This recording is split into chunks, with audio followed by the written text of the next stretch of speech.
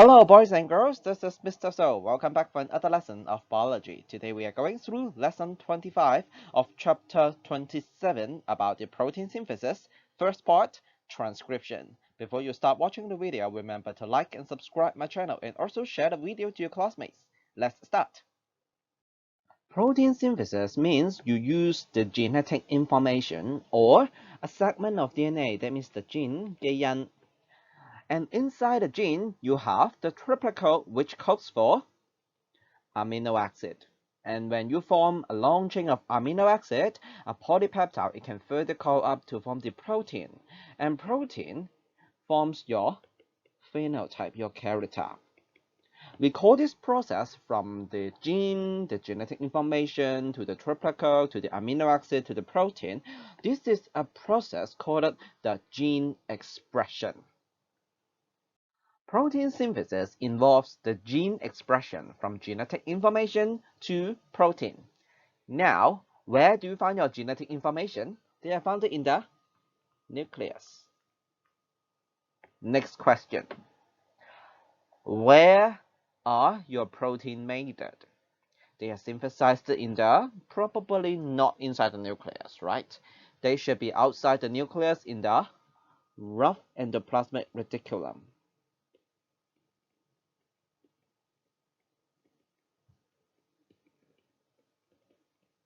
Some people call it short as the rough ER. So how can the genetic information inside the nucleus leading to the synthesis of protein outside the nucleus in the rough endoplasmic reticulum? Let's take a look. In order for protein synthesis to occur, we must use the triplet code in the DNA to code for amino acid outside the nucleus in the rough endoplasmic reticulum. However, it is very difficult to take the DNA out of the nucleus because DNA is a very, very huge double helix, which is too big to get out of the nuclear pore. So therefore, DNA, it must stay inside the nucleus. So how can you get the triplet code, the code for amino acid, out of the DNA for the synthesis of protein in the rough endoplasmic reticulum? We use a process called transcription, in Chinese, 抄寫.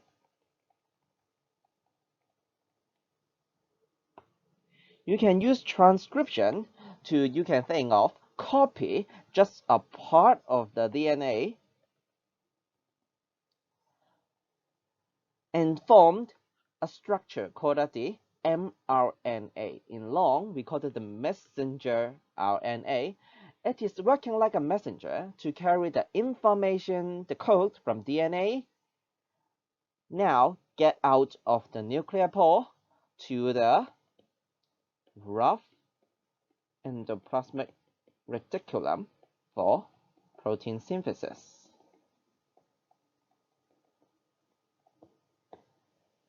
To make the transcription process easier to understand, you can think about it as the case in Hogwarts.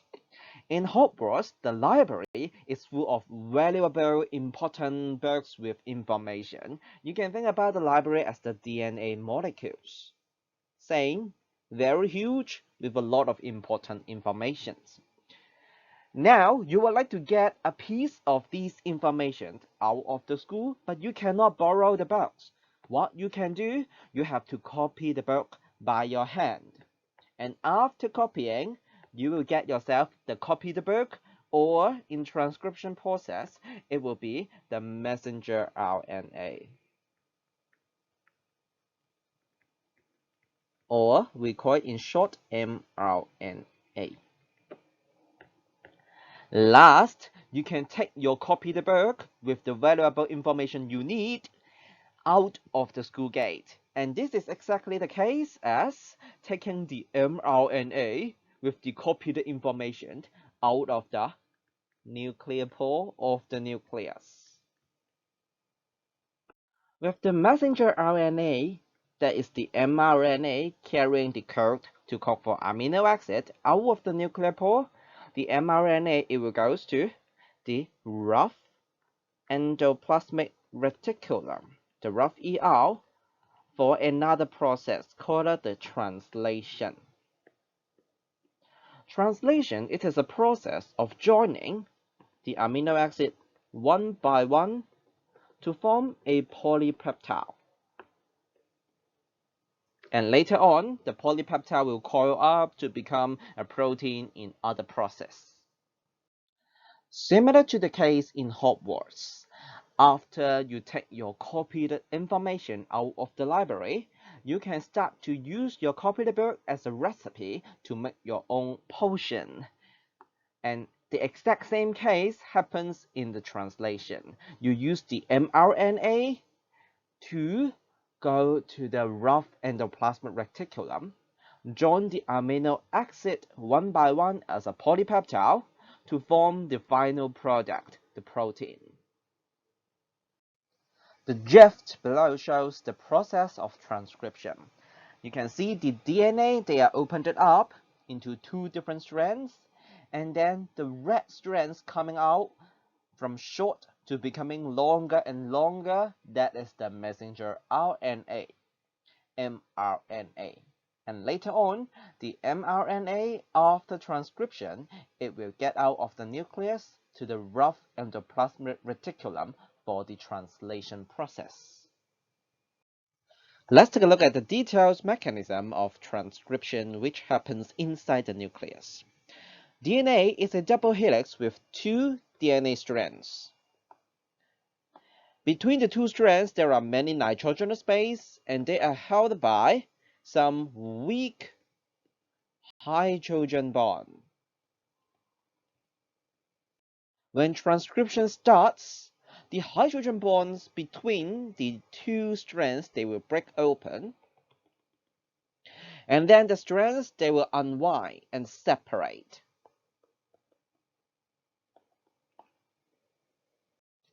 After separating the two DNA strands, one of the strands will be used as the template strand. It will be used as a template for the synthesis of mRNA. The other strand, we call it the coding strand. After opening up the strands, there will be some free ribonucleotides. They will join to the template strand one by one. What is the ribonucleotides? They are actually the building blocks to form RNA. They are different from DNA because for the ribonucleotides, they don't have the base T-thymine, but instead they have the base called uracil, replacing the T. Now let's take a look at the template strand on the left.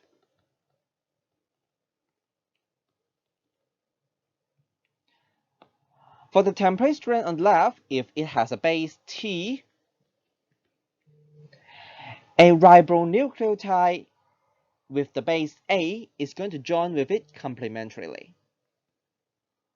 Now, if the template strand has a base A, for the ribonucleotide, instead of using T, a U-based ribonucleotide will be joining with the A complementarily. And then, after joining all the ribonucleotides, you can see a complementary manner of nucleotide joining to the template. After the complementary base pairing of the ribonucleotide and the template, an enzyme starts to work. The enzyme is called the RNA polymerase. It helps to join the ribonucleotide one by one to form a long chain of mRNA.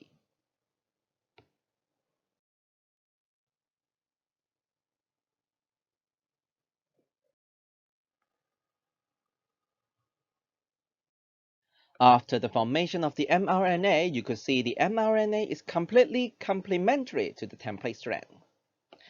On the template strand, you could still see the triplet group in a group of 3. While for the code which is complementary to the triplet code on the mRNA strand, we call them the codon. The mRNA form that it is actually the same as the coding strand on the right. But there is a slight difference. That is, for the mRNA, it has the base uracil, U, instead of T-thymine. So you can take a look at the difference on the mRNA and the coding strand. They're exactly the same, except the T in the coding strand become U in the mRNA. The mRNA formed now will be small enough to go out of the nuclear pore and go to the cytoplasm, to the rough endoplasmic reticulum for translation process. Let's take a look at the transcription process.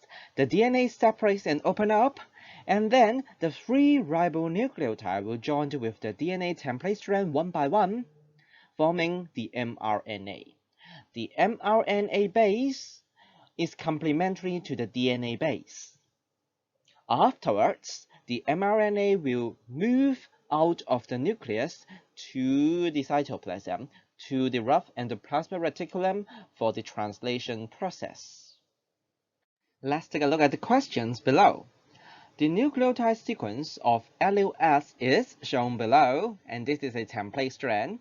It shows you ATA, AGC, ATG, ACA, and TTA. So now, question 1, what is the nucleotide sequence of the mRNA of S? And question 2, what is the nucleotide sequence of the coding strand of S? In order to find the mRNA and coding strand for S, we can actually draw out a separated strand DNA in order to tackle the questions. Since we know that strand S, it is the template strand, let's write it down.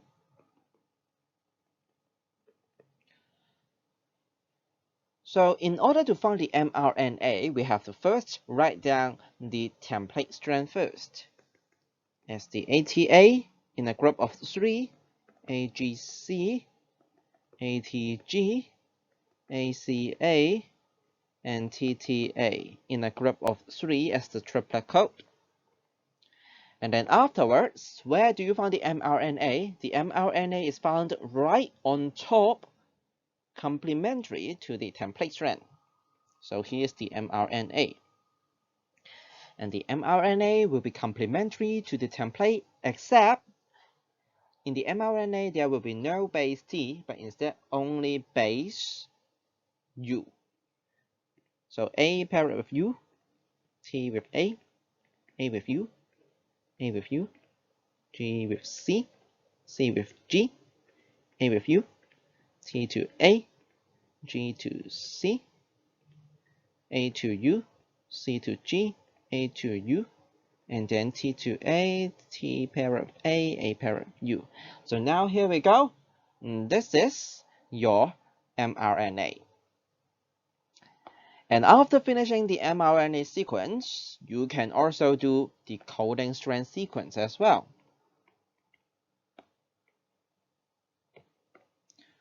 For the coding strand, it is the opposite strand of the template, and it is also having the exact same sequence as the mRNA, but all the U base in the mRNA will be replaced to T base in the coding strand. So let's write out. Since all the U base become the T base, so we just copy everything, but turning the U become T. No more U. All the U base become T base. The last one, A, T. This is the coding strand. That's it for the lesson about the protein synthesis part 1 transcription. I hope you liked the video. I will see you in the next lesson. Bye bye.